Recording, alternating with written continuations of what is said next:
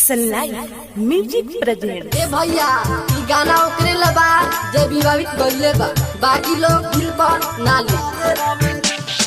DJ Amit Tiwari, DJ Amit Tiwari के गाय के हम सारे होवे मुजफ्फरपुर के गाय के हम सारे होवे। नया बाते गायक साला गोइल बगाना दीदी पर ओकरा चंपारण बा दीवाना, दीदी पर ओकरा चंपारण बा दीवाना।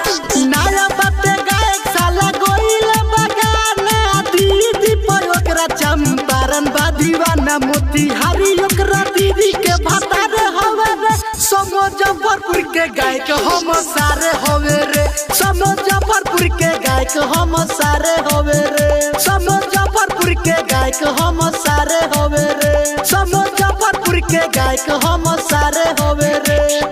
डीजे अमित तिवारी, के गायक हम सारे होवे रे। प्रेजेंटेड बाय न्यू राघर। मुजफ्फरपुर के गायक हम सारे होवे रे। मिलेला बोलावे ओकर छोटा की बहिनिया, छोटा की बहिनिया, छोटा की बहिनिया। ओकर फेरा में रहे ढाका बरगिनिया, ढाका बरगिनिया, ढाका बरगिनिया। ए भैया सुना ना,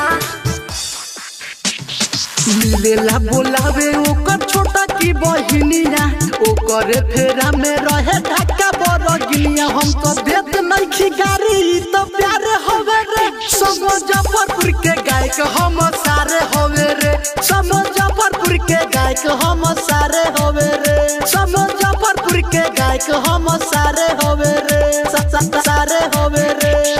डीजे अमित तिवारी, के गायक हम सारे होवे प्रेजेंटेड बाय न्यू राघर म्यूजिक। मार्केट में घूमी घूमी कोइले बायोती, कोइले बायोती, कोइले बायोती। विवेक ब्रांड के ही मानेल नु पोहती, मानेल नु पोहती, मानेल नु पोहती। मार्केट में घूमी घूमी कोइले बायोती, कुमार मिथलेश के ही मानेल नु पति। देखो सुनील मुना के माले हवे रे, मुजफ्फरपुर के गायक हम सारे होवे रे, मुजफ्फरपुर के गायक हम सारे होवे रे, मुजफ्फरपुर के गायक हम सारे होवे रे, सारे होवे रे। नया बाते गायक साला गोइल बगाना दीदी पर ओकरा चंपारण बा दीवाना। मोतिहारी ओकरा दीदी के भतारे हवे रे, मुजफ्फरपुर के गायक हम सारे होवे रे, मुजफ्फरपुर के गायक हम सारे होवे रे, मुजफ्फरपुर के गायक हम सारे होवे रे, मुजफ्फरपुर के गायक हम सारे होवे रे, सारे होवे रे। साज फिल्म्स रिकॉर्डिंग स्टूडियो, लाला छपरा चौक।